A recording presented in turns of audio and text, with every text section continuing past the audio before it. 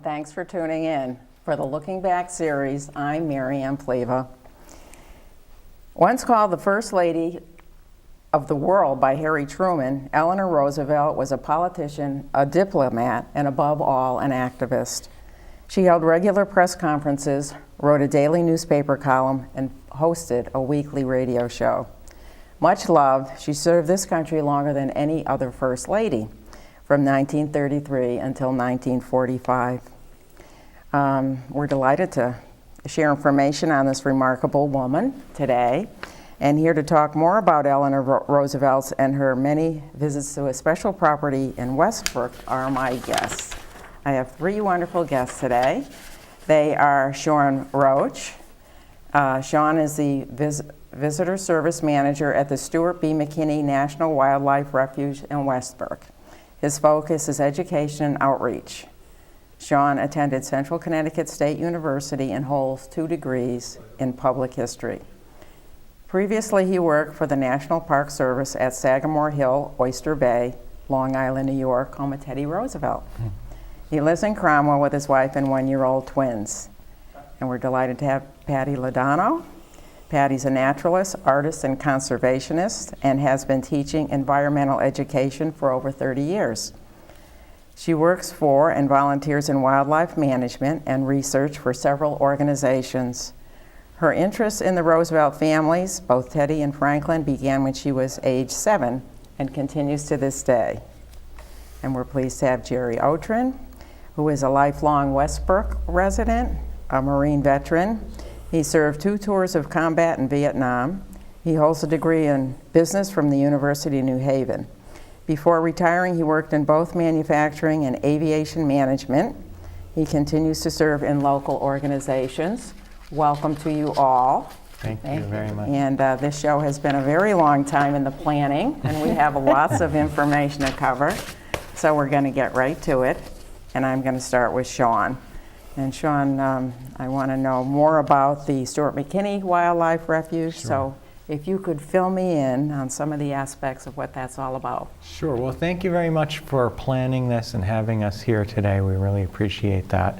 As you mentioned, I work at the Stuart B. McKinney National Wildlife Refuge.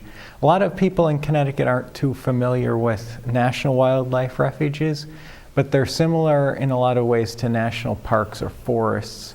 But really the emphasis is on wildlife and preserving habitat. So the McKinney Refuge is coastal. It pretty much spans the entire coast. So we have properties all the way down to Greenwich, lots of islands, different places that people can visit, and different coastal habitats that are protected. Mm-hmm.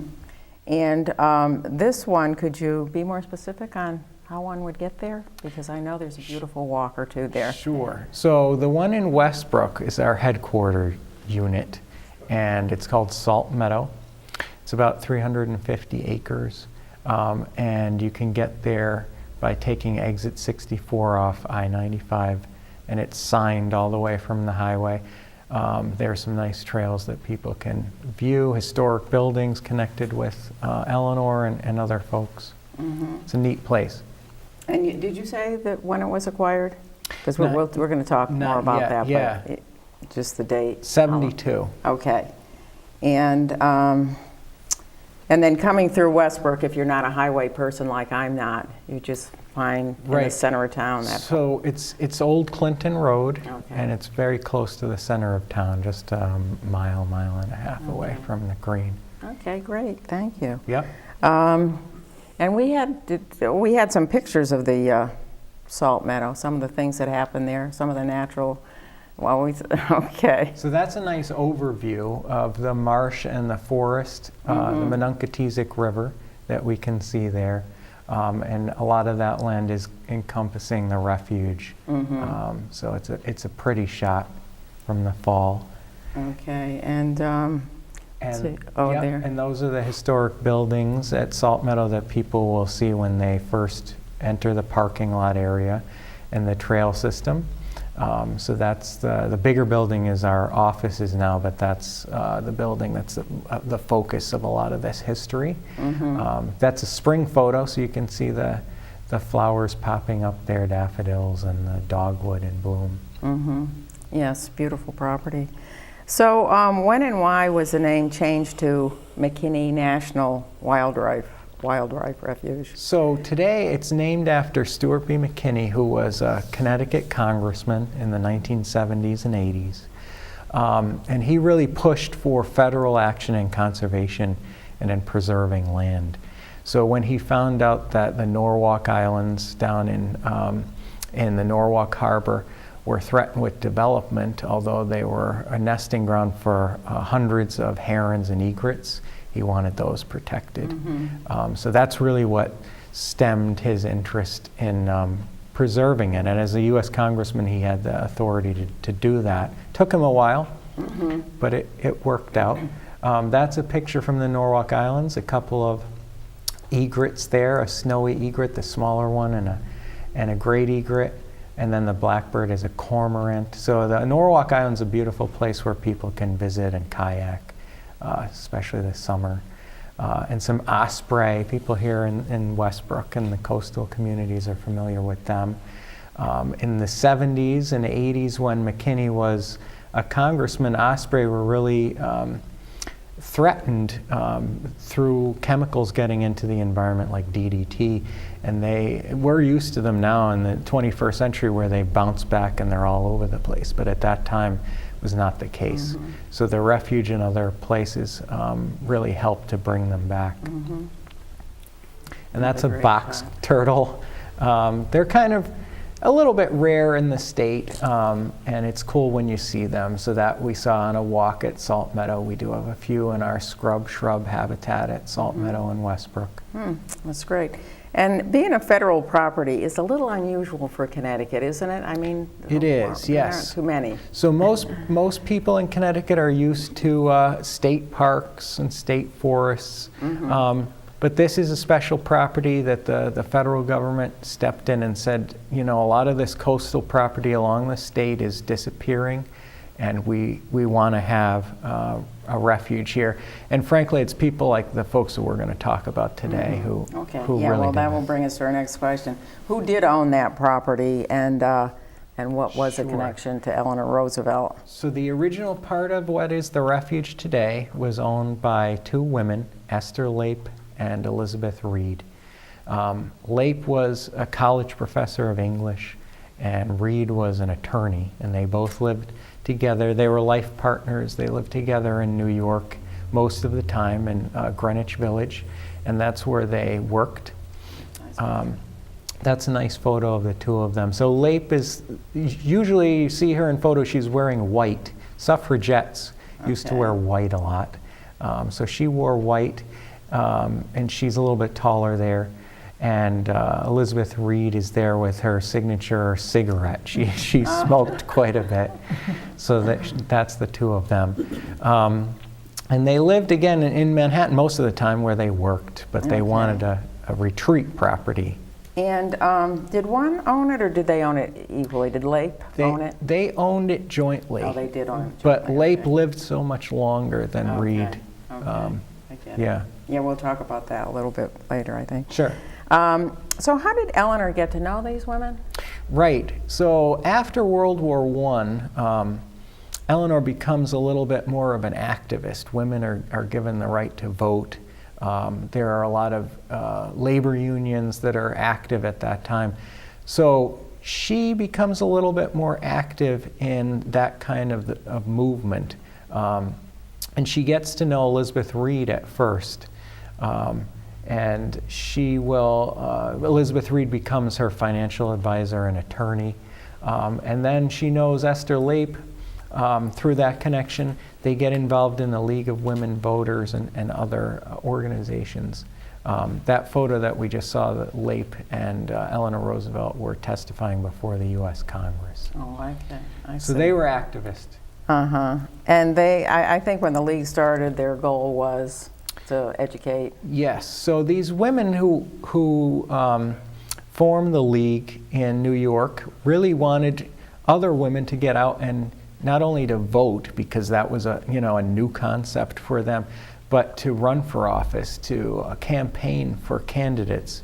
So it wasn't as simple as women are granted the right to vote and then they go out and do it. So people like Esther Lape and Elizabeth Reed and Eleanor go out and encourage that.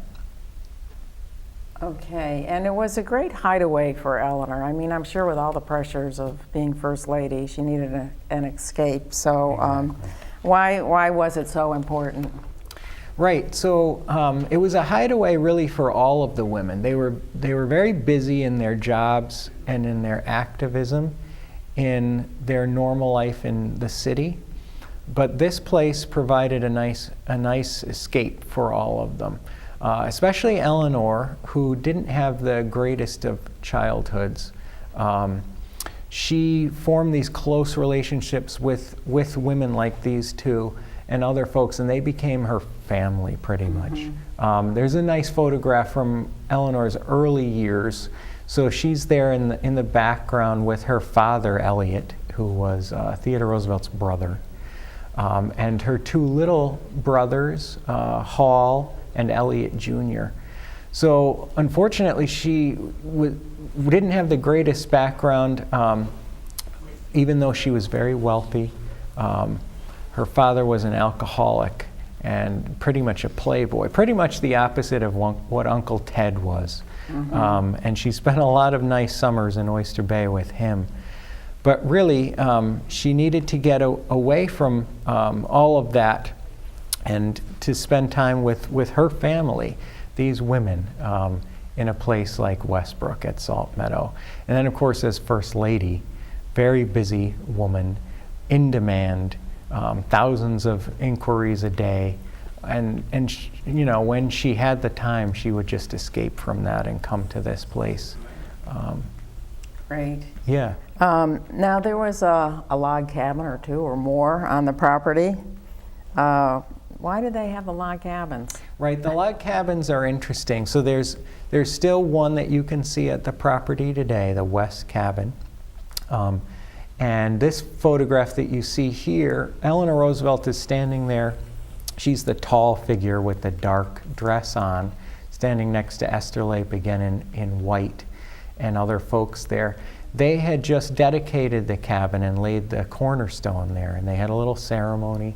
You can see the worker in the lower left-hand corner standing inside the unfinished cabin. So the cabins were built after the 1938 hurricane. Patty's going to talk a little bit more about the women and reusing things, kind of becoming recyclers. So in the 1938 hurricane, all of these trees were knocked down on the property, and they wanted to do something with them. So they created stables for their horses. And this little cabin, which you see in one of the photos that Jerry Otrin, who's here today, donated to the refuge, this little cabin became a nice rustic retreat. It never had a floor in it, just a dirt floor and a big fireplace where they could sort of gather together and enjoy the evenings, read, things like that. And you can still see that today at the property. Okay, well, thank you. And we will move on to Patty. So, Patty, what was the property like when the women purchased it? Did it look like it looked in that beautiful picture? Very similar. It was a beautiful combination of woodlands and wavy grasses in the meadows, beautiful salty air coming up from the marshes, and most importantly, the view of Long Island Sound, which in the summertime you could feel the nice cool breezes coming up and cooling the women off on hot summer days. They really, really loved that. Yeah. And why did they pick Westbrook?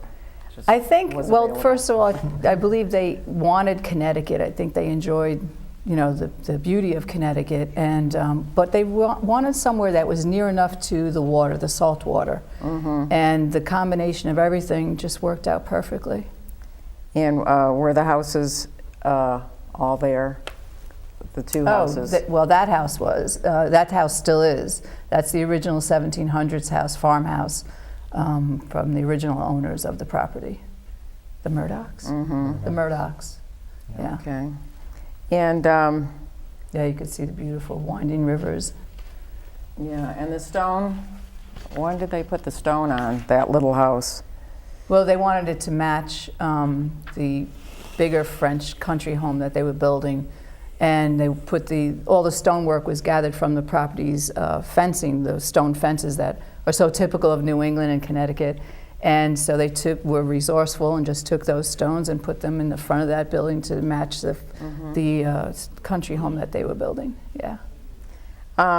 So there isn't, speaking of recycling, Yeah. there's an interesting story that I read about the recycled metalwork. Oh, yeah. And the recycled doors. And so could you talk a little bit about that? Sure. For the big sure. house. Yeah. Well, the metalwork, we're talking about the iron railings that are up there and around the wishing well. So Esther was getting ready to go back to Manhattan, and it was a Monday morning, and she just happens to pass by the builder who's at the property, and this is 1929 because that's when the house was built. And he says to her, you know, it would really look nice to have nice ironwork right across that veranda there. And it puts a seed in her mind, and she's like, yeah, you know, I'm sure she probably thought about it a lot and said that would look good. So she goes to her home in Manhattan and then takes the bus over to where she was going, where she works. And the bus happened to stop in the midst of traffic, and she just happens to look out the window to the left, and she sees the Waldorf Astoria, the original Waldorf Astoria, being dismantled. And of course, in those days, they were redoing Manhattan and building the skyscrapers. Many homes were being torn down left and right. And unfortunately, that was one of them, the Waldorf Astoria. And she sees that they're taking down iron railings from windows that were outside. And she's like, oh my gosh. So she jumps out of the bus, gets right over there, talks with the man that's doing the demolition. And she says, you know, I'd really like to have that. And he says to her, well, he said, sure. He goes, you can, you know, have whatever iron railings or you wish, but you need to remove them immediately. Well, Esther gets right on that and makes it happen. So that was kind of a neat story with that. And then the wooden panels you're talking about on the inside. So with that, she was very resourceful and recycling recyclables and all that. So she. A couple of days after she was talking, her and Elizabeth talked with their architect, and they said, we would love to have raised paneling in various rooms of our home. And he said to them, sure. He goes, you know, and he's going back to France because he was a traveling architect to do some work there. And he says to them, well, I can get you some paneling, but it's going to cost you $6,000. And the women were like, you know, we sticking to our budget, and we really can't come up with more money right now. So I don't know, we'll think about it. And with that, Esther, a few days later, goes to Manhattan, and she's rummaging through a warehouse where they have stored various parts from many homes that are being taken down in Manhattan at the time. And she's going around with one of the men in the warehouse, and she's telling him, I need paneling. And he says, you know, they come upon this pile of doors. And she thought it was paneling, but she saw the doorknobs, beautiful brass and glass and all sorts of stuff like that. And those are doors. And he said, yeah. And so he goes, you know what? He goes, I'll bet you could put those together in some sort of combination, you know, cutting this and that, and you can make that for paneling on the walls. And they were made out of beautiful hardwoods, rose, teak, mahogany, probably chestnut from right here in America, New York. And so he said, but you know, put them up and just paint them, and they'll all be beautiful and be combined. You won't notice any of the differences. And she was like, wow, that's a great idea. So with that, she's purchasing loads of doors right there for $1 a piece. And then later on, there was another beautiful old home being torn down on Fifth Avenue, a big old home. And she purchases 116 doors from there. And so she had a great pile of doors that she got to put for the paneling on the inside of the home. And then it was a running joke with all the friends that went to Salt Meadow.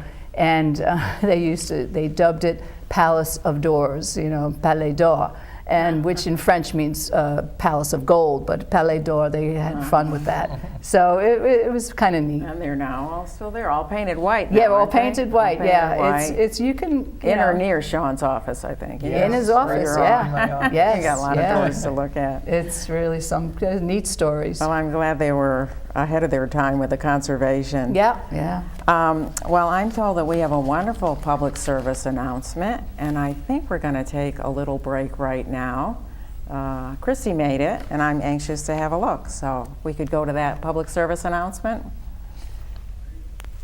With newspapers and media outlets merging all over the country, communities are losing their local voice. There's so much going on in the community that I think doesn't really, there's a lot of folks who are unaware of it. And I think things like this can bring it out into the community and in that way kind of bring the community together.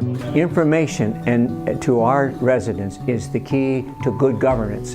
And with the national media and local media not often covering us, this is an excellent opportunity for us constantly to communicate with our constituents and also to have them communicate with us. The best outcomes will be achieved through a community-based organization that grows its operation and scale by means of locally produced programming. All of our content is volunteer produced, so we do shows from talk shows to music shows, working with high schools. VSC-TV is committed to ensuring that the investment made to secure these powerful tools will pay great dividends in the community for many, many years. It might be a little long, but. Well, we're back already, and I'm back with my three guests. We're talking about Eleanor Roosevelt, and we're talking with Patty, who knows so much. So what is the significance of the plantings or the stonework around the house? Well, the stonework down by the water maybe too. Yeah, that's, that's really water. neat, yeah. Yeah. That's a good story. The plantings, well, lots of friends that would go visiting, stay there overnight, stay for the weekend, weeks, whatever. They wanted to be part of Salt Meadow, and one of their friends, Narcissa Vanderlip, and her husband Frank, who was the president of National City Bank, were very wealthy. They had a beautiful home in Scarborough, New York, and they had beautiful landscaping. They would travel the world, bring back plantings from all over. She was a big contributor right from the beginning, 1927, when they purchased the property. And she gave them daffodils, ginkgo trees, rose bushes, flowering bushes, a whole bevy of different holly trees, and you could see these still there. She took a special interest in the dogwood that we saw a picture of earlier in the front of the main house. And she really liked that, and she pruned it and took care of it, and she planted a lot of daffodils underneath there. She really enjoyed doing work there, and she even donated her gardener over there to help the ladies get the plantings done nicely. Mm-hmm. A couple other friends, Edward Bach, who Esther worked with before 1927, he and his wife wanted to donate and be part of the property also. And they gave 100 plantings of Pachysandra, which you'll see around also. And then Dr. Truman Schnabel, who also was their friends, and his family stayed there numerous times. He also took care of their friendly houseboy and traveling companion, Akimoto, when he got very ill, because he was a doctor from Philadelphia, and he planted the rhododendrons that went to the main trail that went down, which is now grown over. It's redirected. I think we have a few pictures of some of the stonework, the table that's down by. Yeah, that's what we're getting marsh. to, because those rhododendrons went down to there it is. There it is. And that's really, you don't see the whole setup right now. You'll just see the outer wall where the lady sat, and then that table in the middle is missing. And to the left a little bit, there was a water fountain that was put over there also, trickling fountain for aesthetics. And then I think that there's a picture too of some of the workers, because you mentioned their workers. Oh, there they are, yeah. Yeah, that's Akimoto. Mm-hmm. Yeah, working with Elizabeth, right? Right. Yeah. And he always did gardening with her, and the vegetables and the flowers, and removing vines, so he helped her a lot. Mm-hmm. Yeah. And how did she get here without being seen? Who? Because it was kind of a secret whenever she Eleanor. was here. Eleanor, yeah. So what was her mode?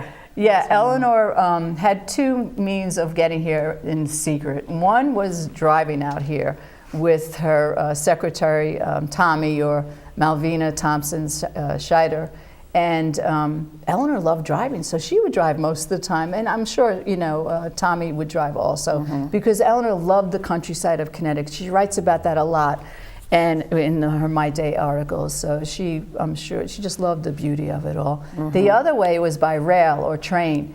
But she wasn't stopped at the train stations, though. No. They stopped right on the tracks, right next to the property of Salt Meadow. Because when you walk the trails at Salt Meadow on the south side, you'll see the trail comes within like 15, 20 feet of the train tracks. They would stop right there. She would get out, carrying her luggage, going up to the house.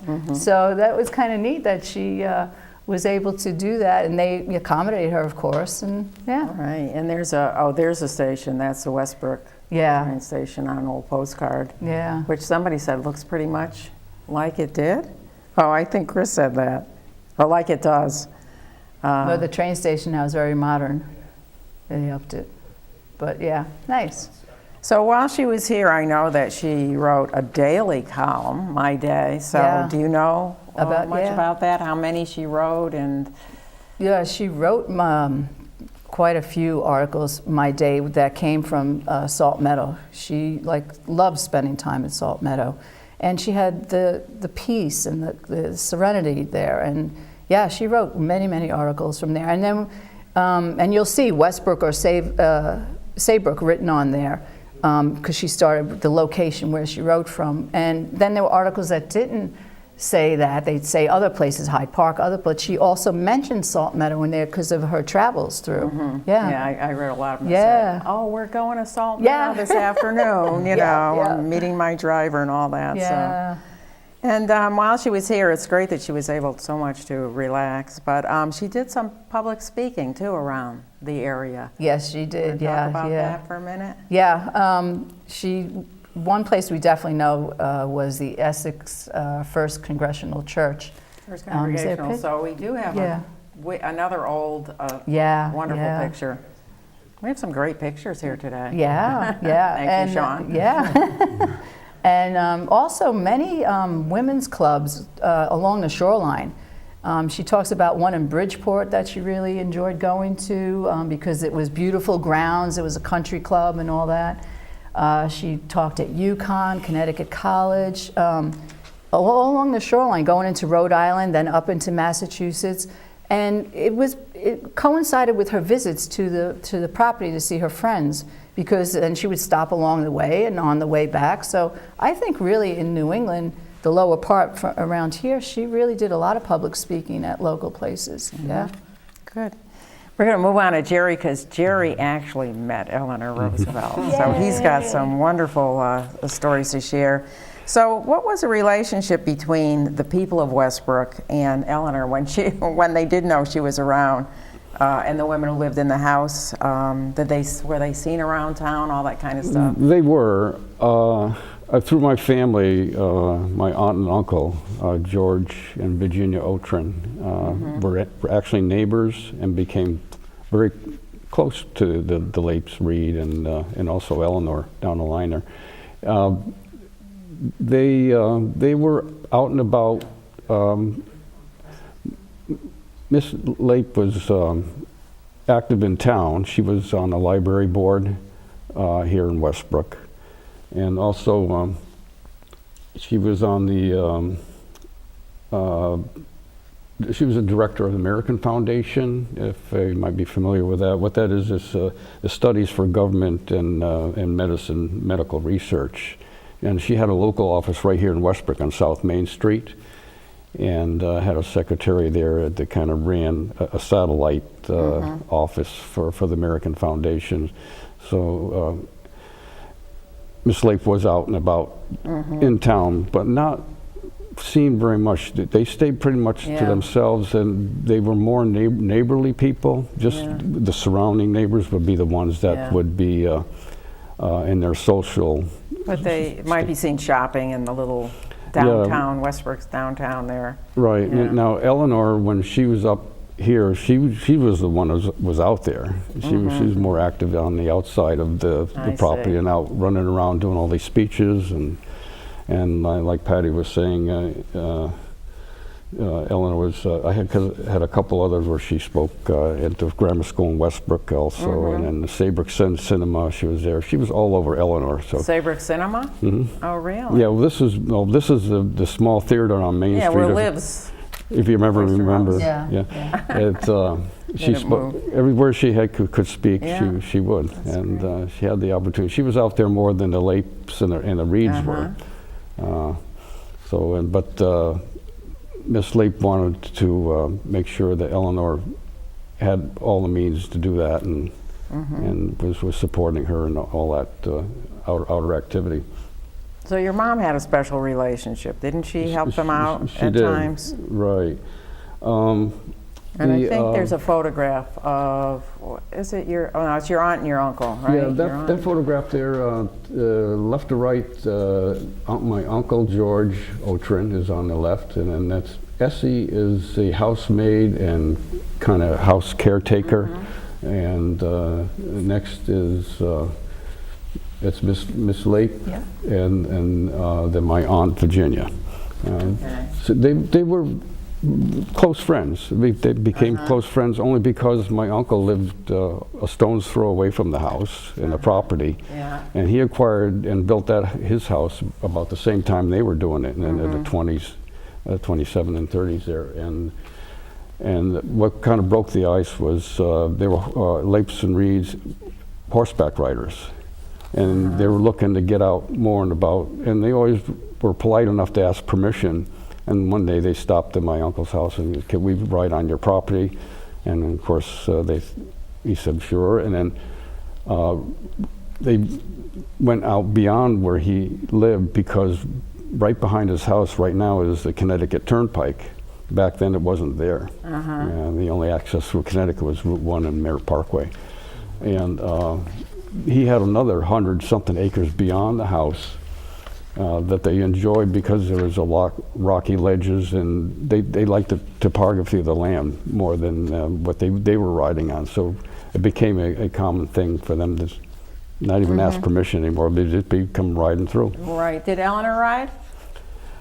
I believe so. Oh, yeah, okay. I don't know. Kind of fun to, that's all I can visualize that. You know, the three women riding around the property. Yeah, at that time she was. I'm sure she did, because I have a little further on. I got a little more where she was at her uncle's ranch, Teddy Roosevelt, out in Dakotas there, and I'm sure she did that. Yeah. So I know that. Well, you talked about her driving down, and you have information on the cars, and they have some. She drove.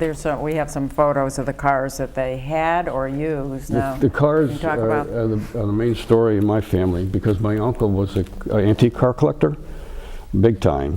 He wouldn't have a fleet of cars, but what he wanted cars that were special. And this particular one you see right here is the 34 Buick Coupe. No, I'm sorry, that's the Plymouth. That's the Plymouth one. There's so many cars that was going through this family, because the Lapes had 4 Buicks in the family.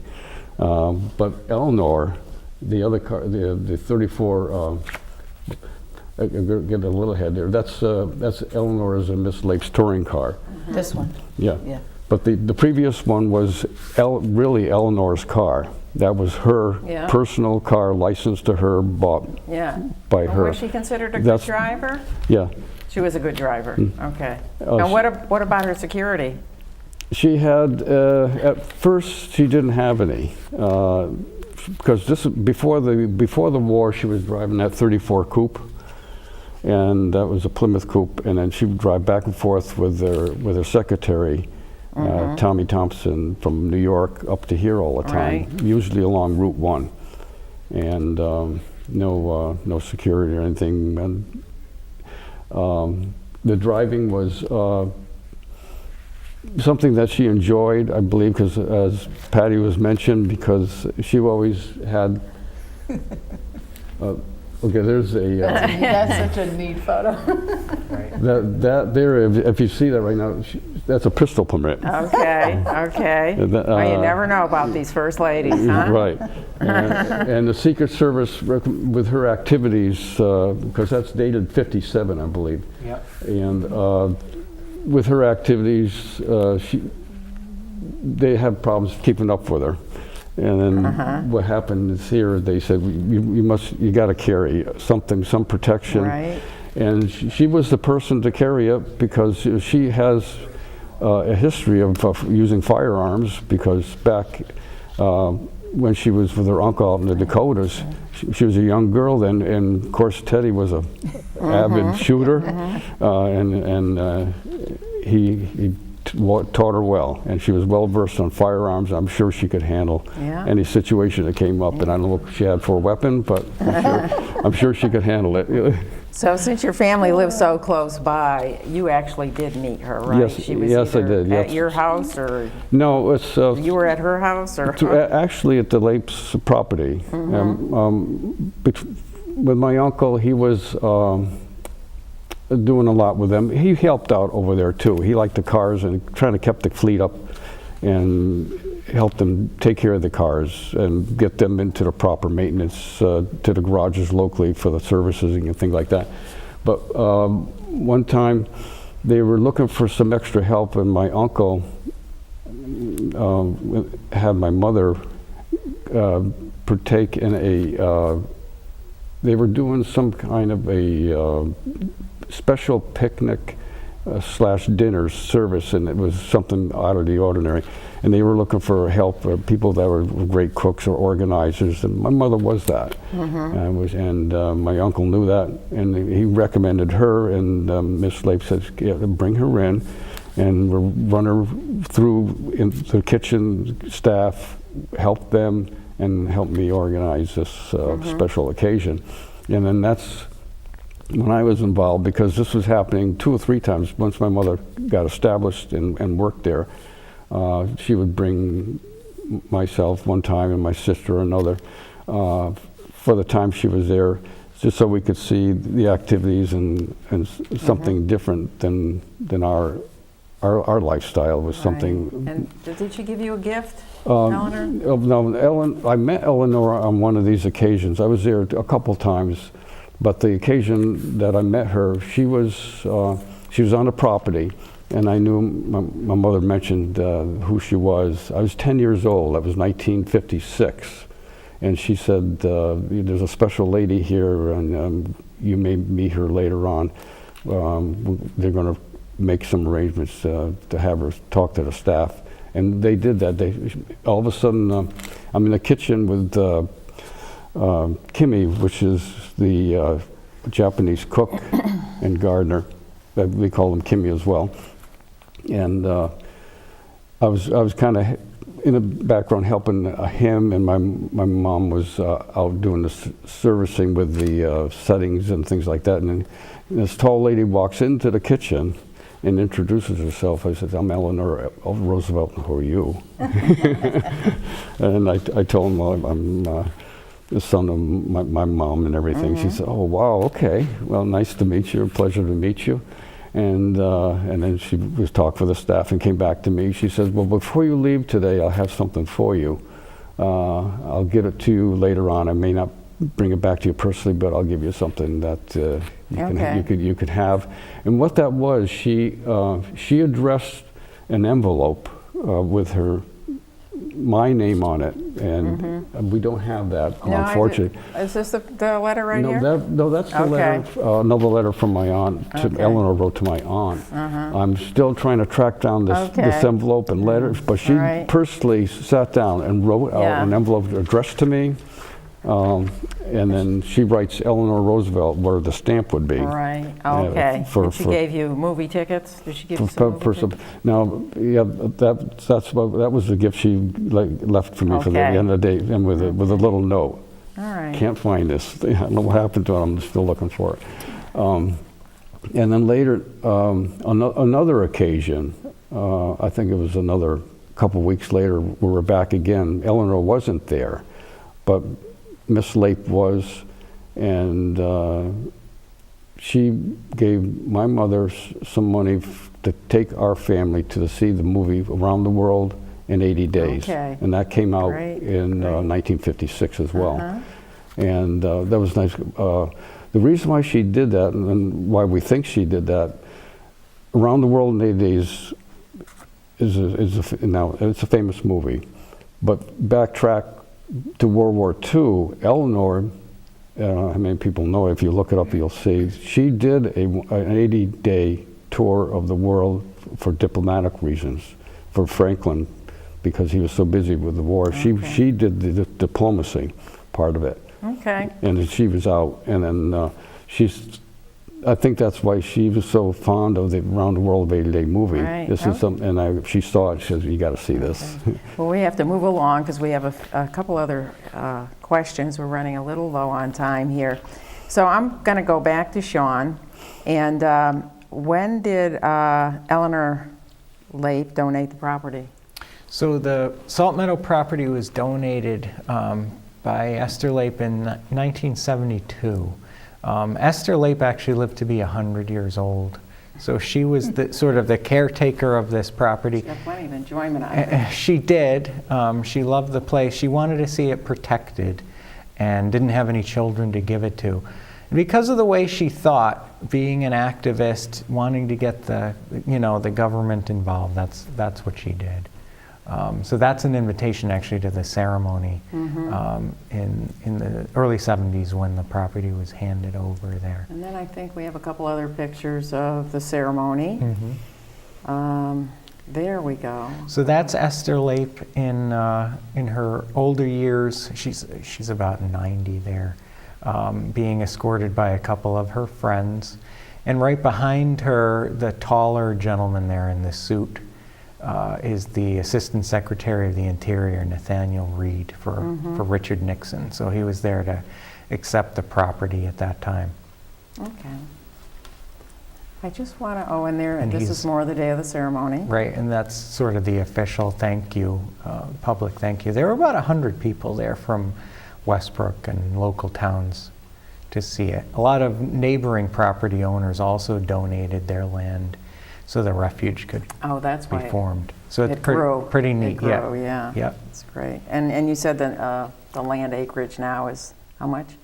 Now it's about 350 acres of salt marsh and forested area. So, yep. Okay. I'm just going to switch back to Patty for a minute because she had mentioned that she got interested in the Roosevelts at age 7. So I want to ask you, how did that start? Did you go to one of the houses, the museum houses, or? Oh, my parents took us, to Teddy's house, because I'm from Long Island originally.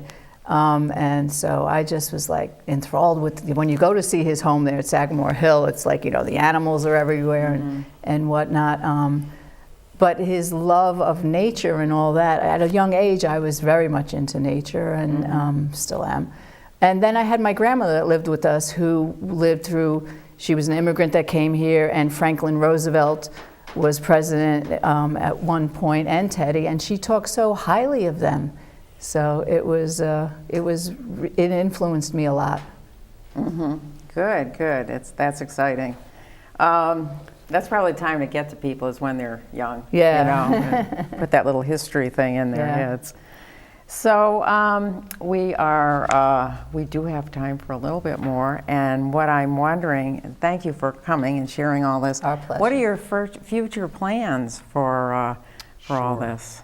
Well, the three of us started doing presentations a couple of years ago, and we would like to continue to do that to let more people know about these neat connections. Not only Eleanor Roosevelt being here so often, 50 different times probably, calling Connecticut a second home, but these other women who were pretty influential, who lived right in our backyard here in Westbrook.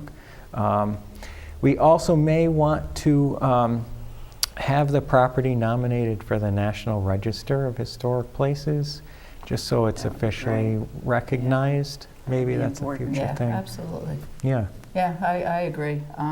So if you want us to come and speak for you, contact Sean. Yeah, 860-399-2513. What a plug that is. Somebody asked me this, and I don't know the answer. Did Theodore ever come here? Not that we know of. No, he has his own Connecticut connections. His sister lived in Farmington, so he visited there Oh, no kidding. a few times. I didn't know that. Yes, but yeah, he didn't come here, but his spirit is here in the refuge and the natural world and everything else. Yeah. So he never did see it. He never, just maybe through photos. I'm sure there were plenty of photos. He sort of predates this whole thing. Yeah, I bet. Yeah. Yeah. But it lives on in the fact that Eleanor was here so much and carried her uncle's spirit. Mm-hmm. Yeah. Well, it's a beautiful place, and the first time I went there for a meeting, conservation meeting, and I couldn't believe, when I got to that platform overlooking the marshland. It's just absolutely gorgeous. Yeah, it's very pretty I hope there. many people will go and take the All walk. seasons. We do too, yeah. All the seasons. It's Yes. really beautiful. People- It's got its own beauty. I go snowshoeing there in the Exactly. winter. It's beautiful. Right now, people are doing that. The fall colors are beautiful. The spring brings flowers. It's nice. And the cool summer breezes from the sound. Right. Well, I thank you all, and it looks like we are just about out of time. So I'm going to thank Sean and Patty Thank you. and Jerry, especially. And I want to thank everybody who helped us put this show together. Christy and Ken and Al, and of course, Chris Morgan. And for more information on the McKinney National Wildlife Refuge in Westbrook, check their website or their Facebook place site. And if you would like to be a guest on this program, you can contact me, Marianne Pleva, at contessa@gmail.com. Or if you'd like to host this program, you can do that. I hope that you've enjoyed this program. And I guess you can stay tuned for more programs to come. Oh, and thanks for watching. Thank you.